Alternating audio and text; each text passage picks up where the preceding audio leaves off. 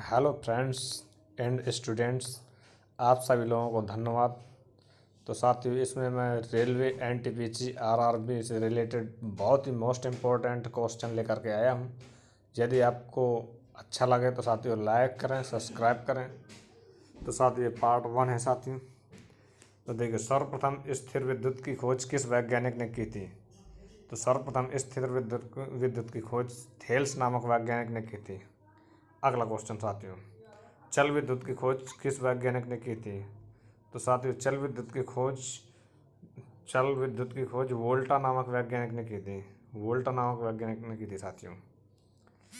किसी चालक में इलेक्ट्रॉन प्रवाह को क्या कहते हैं? तो किसी चालक में इलेक्ट्रॉन प्रवाह को कहते हैं विद्युत कहते हैं साथियों। अगला क्वेश्चन, एक सेकंड समय में कितने इलेक्ट्रॉन का भाव होता है? तो एक सेकंड समय में 6.28 इंटू 10 की पावर 18 इलेक्ट्रॉनस का भाव होता है साथियों। अगला क्वेश्चन, लोहे की चादरों पर जस्ते की परत चढ़ाने की क्रिया को क्या कहते हैं? तो लोहे की चादर में जस्ते की परत चढ़ाने की क्रिया को कहते हैं साथियों गैल्वेनिकीकरण।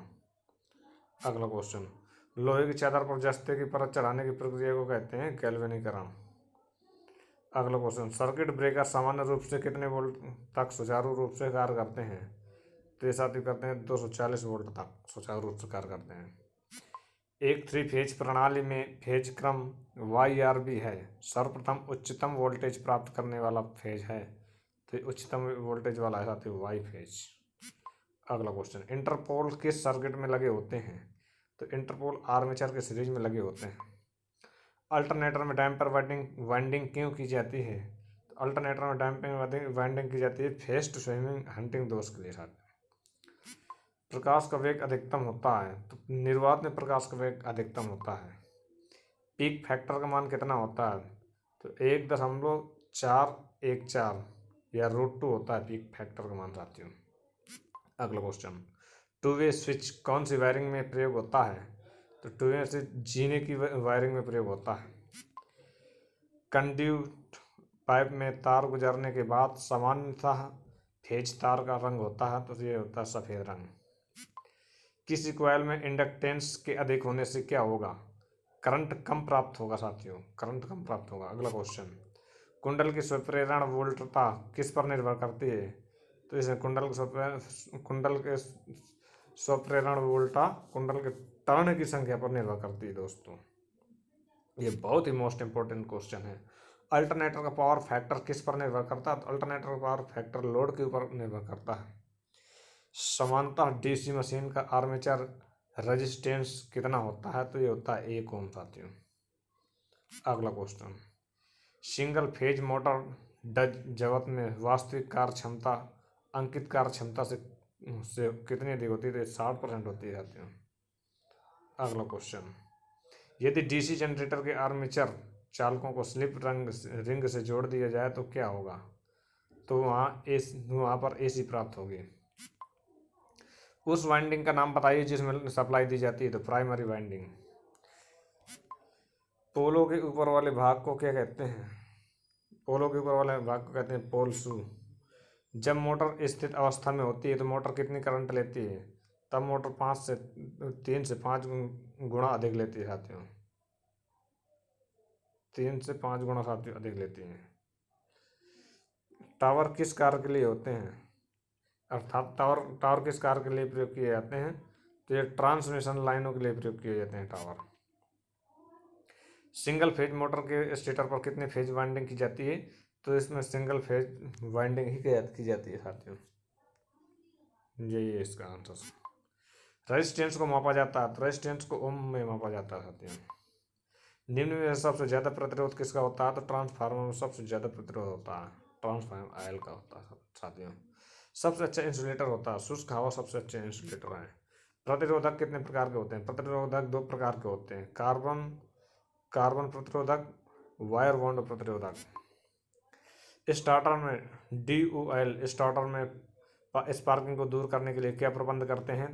तो यहाँ करते हैं एयर चैम्बर का प्रयोग साथियों। अगला क्वेश्चन, उच्च आवृत्ति वाले प्रेरक तो कैसा व्यवहार करता है? तो ये उच्च आवृत्ति वाले प्रेरक तो खुला परिपथ जैसा व्यवहार करता है साथियों। कोरोना की उत्पत्ति के लिए उत्तरदायी कारक बताइए। तो कोरोना की उत्पत्ति के लिए चालक की सतह की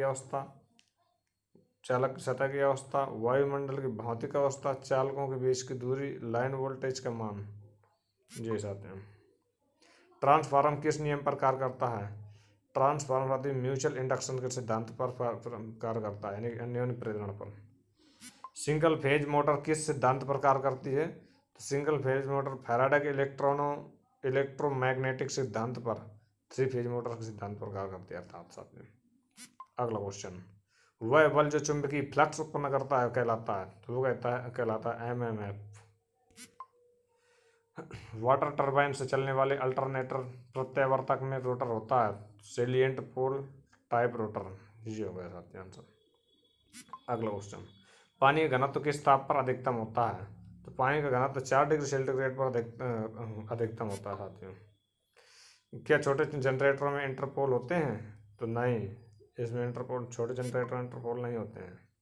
गिलहरी पिंजरे टाइप मोटर में चुंबकीय लॉकिंग दोष पाया जाता है, उसका मुख्य कारण क्या है? उसका मुख्य कारण है गलत डिजाइनिंग, स्टेटर व रोटर स्लॉटों की संख्या उभयनिष्ठ होना चाहिए साथियों।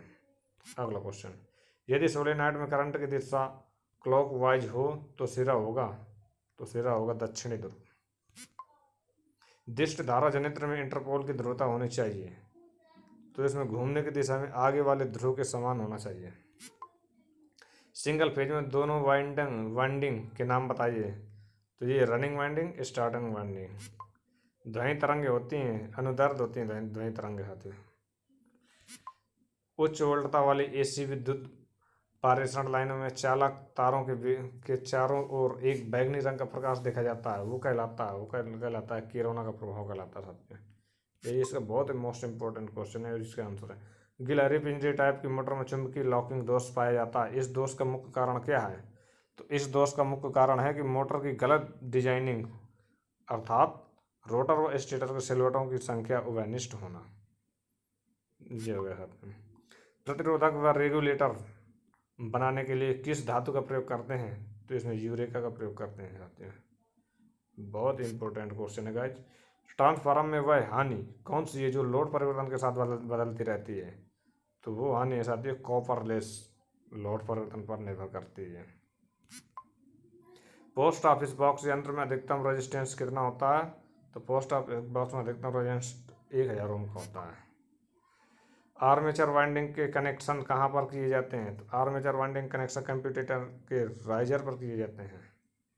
अगला क्वेश्चन, स्टार्टर का मुख्य कार्य क्या है? तो स्टार्टर का मुख्य कार्य साथियों स्टार्टिंग करंट को सीमित करना, हाँ तो गाइस इसी के साथ ये फर्स्ट पार्ट समाप्त हो गया इसका। अब अगला वीडियो आपको सेकंड पार्ट में मिलेगा। Thanks for watching this video.